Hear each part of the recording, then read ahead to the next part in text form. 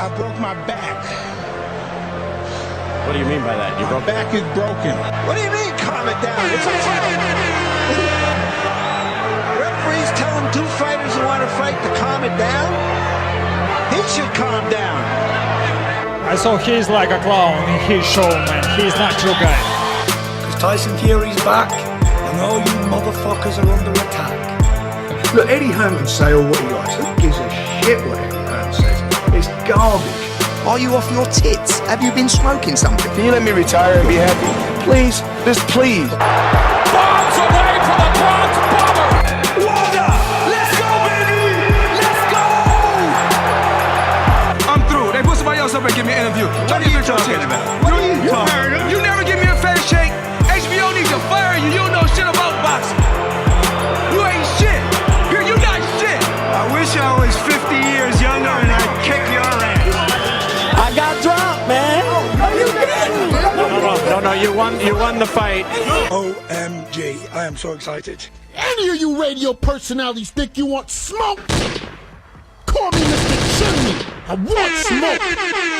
Yes. What is up, MCR? It's another daily edition of the show, live on YouTube, obviously podcast from iTunes, Spotify, radio, etc. I'm Matt, the Hipster Hunter. Going to be talking all things boxing today, and of course, I'm joined, as usual, on these lovely, lovely daytime shows. Nighttime over there in the UK by the one and only Mr. Robbie Hearn, second cousin, twice removed of Sir Eddie.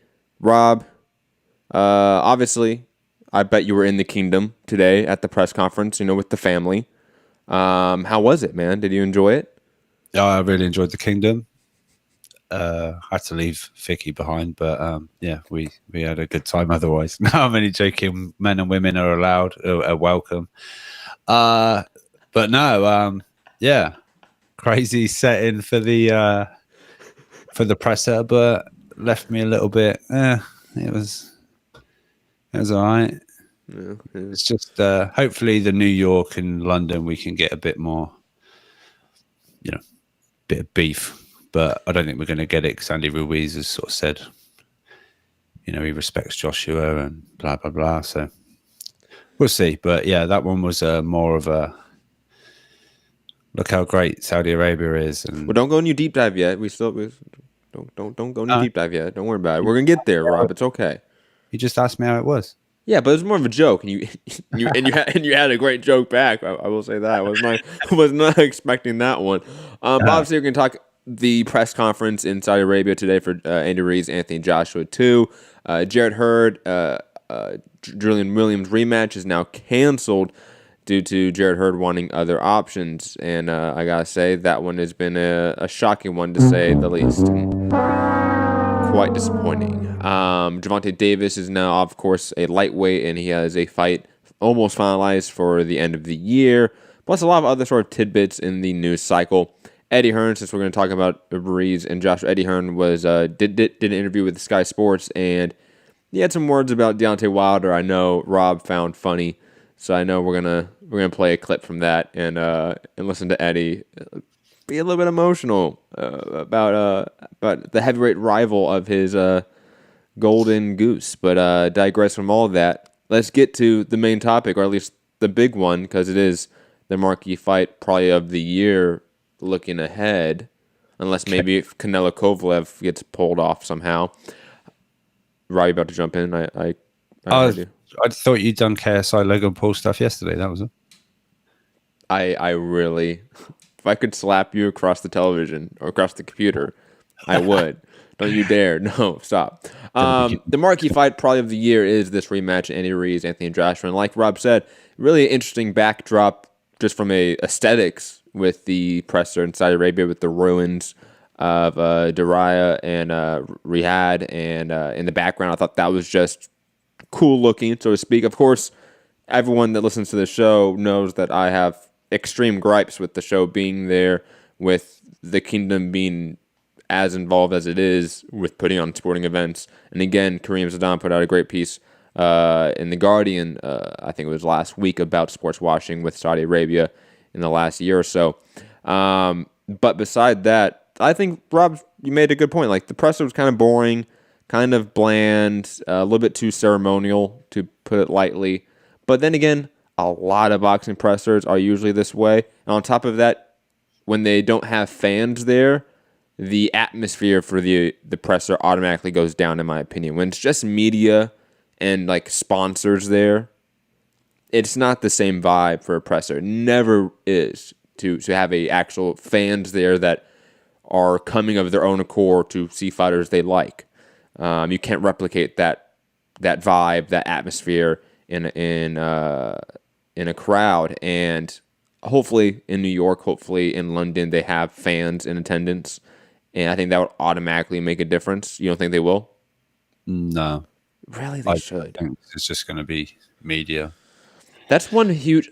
Boxing presses overall are such a waste of time because half of it is fight week is fine. These announcement ones in this day and age, just do it on Twitter. And yeah, I probably say, and even the fight week ones, largely speaking, like because I think you can get slightly, maybe not with heavyweights, although they're obviously still pumped up. It's fight week, they're ready to go. But when you've had a guy making weight and you're looking at the guy that's made you make that weight, it can get a little bit, agitated, and shit talk is a bit more, but you're on the table. But the problem with they're a bit. But the problem with the presses overall is that they're non-organic. Like they're too structured, they're too formalized. You have way too many people talking that honestly should not be talking. Oh. Period. Point blank. Simple. Andy Ruiz. Sorry, I was going to say a lot of the MSG ones. It's like we need to speak to the president of the MSG. We speak to the guy from this and this guy, and it's like they all say the same shit. And by the time you get to the fighters, I think they're almost like, just want to briefly skip out. We're going to do a good training camp. We're going to do this. And this time around, I'm going to do this, and it's like the only people that should be up there talking is the promoter, because he's the maestro there. He's the one orchestrating it and making sure that it flows, obviously speaking. And Eddie's one of the better ones at that. Yeah. Though he was a little bit, I would say, he had less flow for this press conference. I'll put it that way. His flow was lacking. But again, the setting, the atmosphere, all that stuff involved probably had a thing to do with it. But the only people up there should be the promoters, fighters, and the trainers. That's it. Because not their dads, not their sponsors, not the advertiser, not the arena owner, not anyone of that nature. I don't care to hear about them. I don't care to hear from them. Stop putting them up there. And again, make it less structured. Make it where it's an open forum for the media to ask questions. That's what they need to do. Make it a big, giant media scrum. Because then at least you're going to get moments. You're going to get organic questions, organic moments from a presser. Otherwise, it's going to be boring and really not worth my time. No, I agree.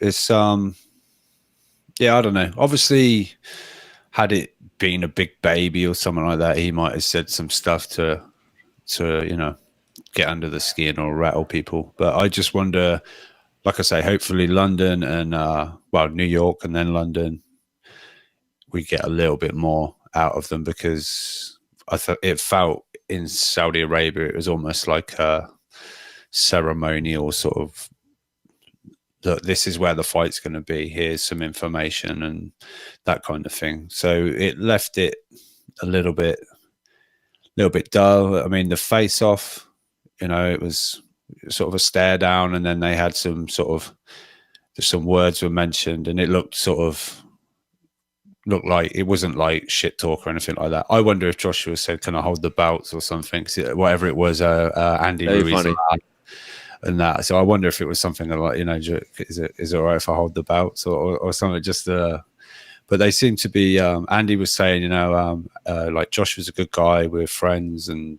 that kind of. So I don't know, but yeah, it just felt a little bit ceremonial. And this is Saudi Arabia. This is the kind of feel of the event. I mean, when Eddie Hearn put out a tweet saying preparations underway, and the sort of press conference tables and the posters were set up with the backdrop, but it was like sunny and it looked amazing. And then by the time the press had come along, it was like nighttime and you couldn't see anything. Yeah, it was like pitch black, and there's like the lights were lighting up the the ruins or whatever it is, and quite in the background, but it fucked up the posters. There was like big light spots on the posters that you couldn't see, and it kind of messed things up. I didn't realize maybe the nights, because I don't think the time difference is too bad compared to here, and it was kind of like 4:30, 5 o'clock by the time it got started here, so it still should have been like daylight in what I thought it. So I thought we were going to get like maybe slight sunset, which would have looked like amazing if the sun was dropping behind that sort of scene that we had. But it was like pitch black, and it was all sort of flood lit, and it was kind of weird. But yeah, it wasn't exciting. But it was, at first I thought, oh, this is going to be kind of cool. It looks amazing. But then it sort of didn't. I don't know, but we'll see. Obviously, we know what we're going to get with New York. The media are going to be a little loud a bit, if the YouTube channels are there, because obviously none of those guys were kind of in attendance. So the YouTube channels will be there. And if they take questions from the floor again, that'll be interesting. And it'll be, so Joshua, about this lucky punch and, bringing up all the stuff that he's said, and we'll see how that goes. And obviously London. Yeah, so we'll get to see. But I don't think fans are going to be involved with this. And I'll be honest, guys, I think largely speaking, I won't be as well. I don't care. Like, it's one of those events that, like, in terms of like media events, like I've told this time and time again, Rob, those that listen for a long time, you guys know, these press events I've found to be quite boring and to be not worth my time. Most of the time speaking, because nothing new, and it's not like we found out new information in any way. All we got to hear for 20 minutes was how safe and how great a place this is, and it's just how narrow-minded people like me are for questioning it.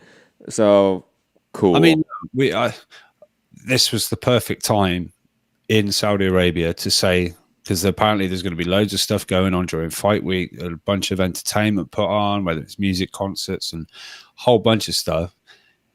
And he was asked about it, like this prince, whatever he was, he's a prince, but he's like the sports minister. Or I think it's I forget the exact term it is, but it's a sports minister. I know that. That kind of thing. Yeah. So, but he said, we can't really sort of say just yet.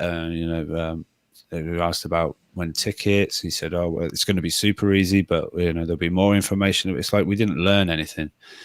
And I guess as a media member, if you're not one of the big ones, you're not necessarily going to get like we get the IFL like 30-minute videos, and you get all the scoops and the information and the little nuggets that sort of go semi-boxing viral, or the news comes from it.